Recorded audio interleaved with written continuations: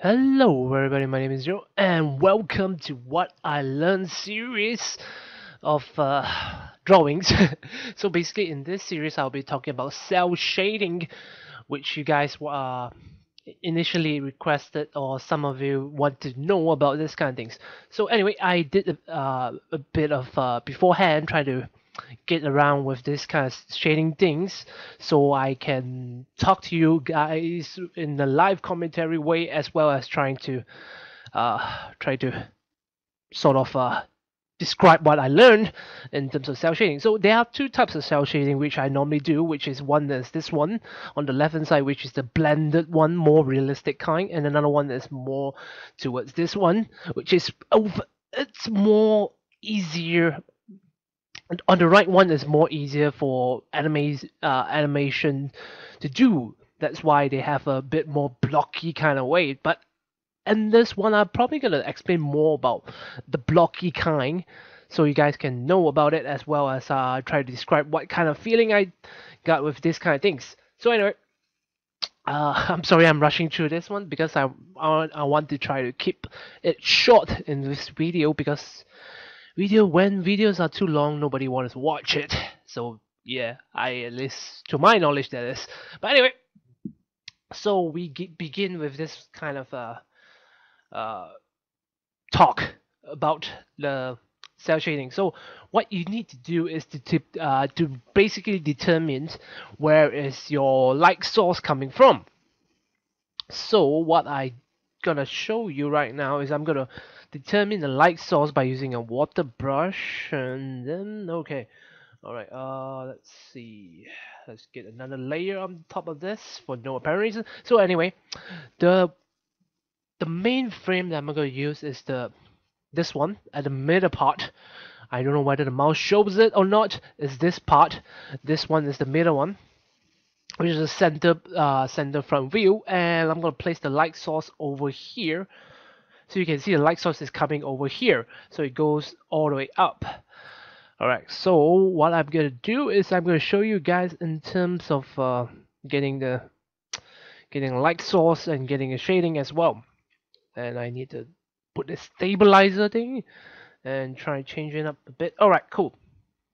So the light source is coming down the bottom, and what we need to do is go skin first, go put the highlight. So there are a couple of ways of doing cell shading, but this type of way is basically my type of choices in terms of doing cell shading. So you need to determine what kind of colors will be used in this particular drawing, or whatever you want to draw. So in terms of colors, majority of my colors are all right here. So I'm just gonna use all the color here and try to give you a fairly explicit meaning, or try to give you different kind of perspective of drawing cell shading. So what I'm gonna do is I'm gonna go to speed mode and try to finish up all the shadow parts of all this kind of drawings, and I'll be right back to talk about it. So yeah, I'll be right back to talk about it. Then only I proceed to the highlight part. So yep, be right back.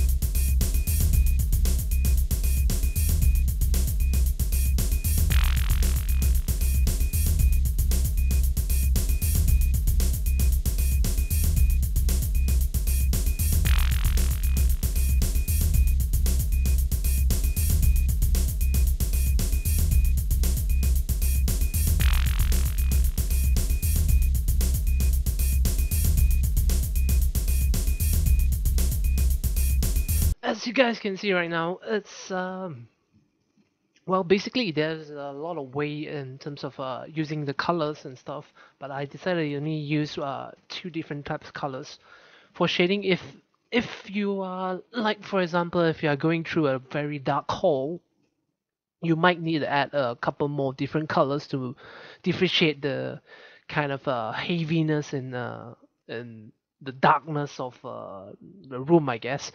So yeah, but in this one, I'm just gonna use couple of colors. Be noticed though, you can use a lot of colors to try to like to create a darker kind of atmosphere. But I'm just gonna stick with this one. So as you guys can see, the perspective of the lights is coming in and how you're gonna portray the parts and stuff. So that is what the shadow is, or at least I, what I to my knowledge, I know what I'm doing in terms of this kind of things. But anyway, now we shall proceed towards the highlight part. Well, in terms of the highlight part and the dark and the shading part, the only difference between both of them is that the highlight part tends to be a bit more lesser kind of part comparing to shading part, which is shading majority of the time practically take out a lot of space comparing to highlight. Highlight is lesser than that. So I'm just gonna go towards highlight and yep. So let you guys see. I'll be right back.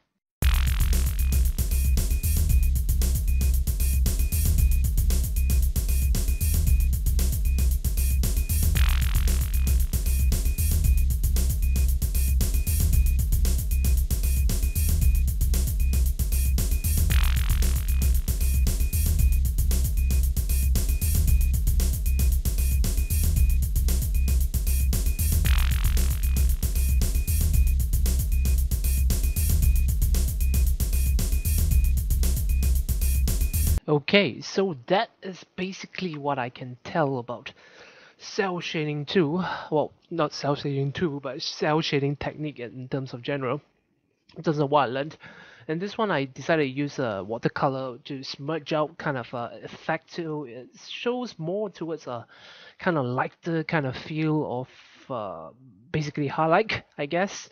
And in terms of skin, well, I could add a bit of highlight to the skin. I could add a bit of white in it, but I don't think it should. I don't think it requires much because of the distance and the color of the skin is a bit too.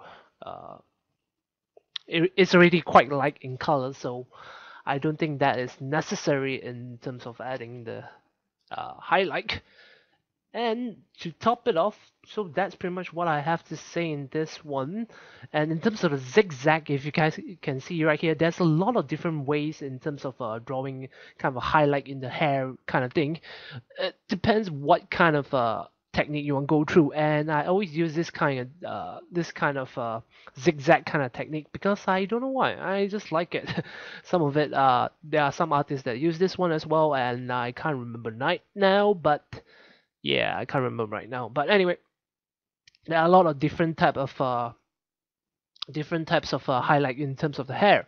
And if you notice in terms of my zigzag, it always sort of follows the flow of the hair. So if you want to do this zigzag, you need to know how the hair flows and try to go with the flow, I guess. So yeah, in terms of I think that's pretty much it. And now to do the finalized thing is what I usually do is that I make the whole thing white and then I just try to top it down the opacity a bit. So sort of creates kind of a thing where it makes your character not so hard, not so sharp kind of way, which somewhat I like it. It makes me remember, yeah, somewhat I like it. This kind of things.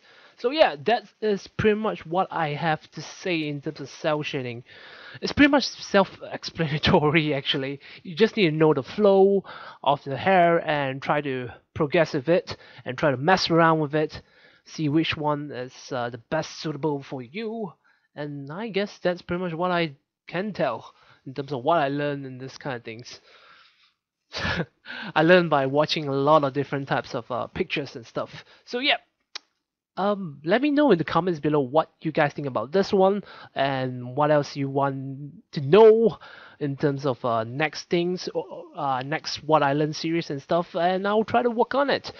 I'll probably gonna work a bit on perspective, but it's a bit hard to do that one in this one. But I'll try to figure that one out. But at the meantime, leave your comments below and let me know what you think about it. So yeah, that's pretty much it. My name is Zero, and see you guys later.